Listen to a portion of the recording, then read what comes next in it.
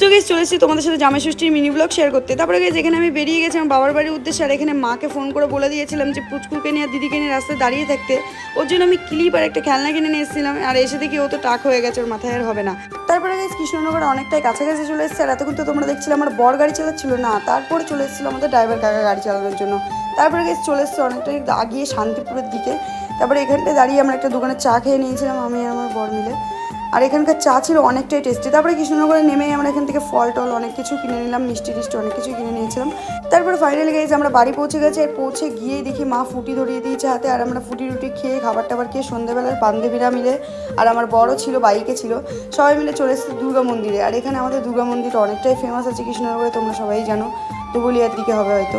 তারপরে এখানে গিয়ে দেখি ছোটো ছোটো ভাইরা চলে এসেছে আমার সাথে ছবি তোলার জন্য। আর এখানে আমি ওদের সাথে ছবি টবি সব কিছু তুলে নিয়েছি।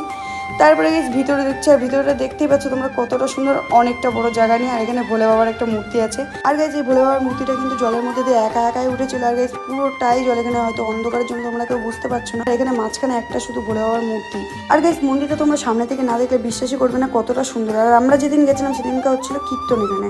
আর দেখতেই পাচ্ছ অনেকটা ভিড় হয়েছিল। আর আমি এখানে ঘেমে চান হয়ে গেছিলাম। তারপরে আমার বড় এখানে আমাকে মুছিয়ে টুচিয়ে দিচ্ছিল। আর মুছাতে মুছাতেও আমাদের ঝামেলা লেগে গেছিলো। তারপর গেছে এখানে আমি বাড়ি চলে যাচ্ছিলাম। আর তোমরা তো সবাই জানো কৃষ্ণনগরে জুডিও ওপেন হয়েছে। আর গাইজ ভালো লাগে লাইক কমেন্ট শেয়ার করে দেবে আর সাবস্ক্রাইব করতে তো ভুলবে না। টাটা।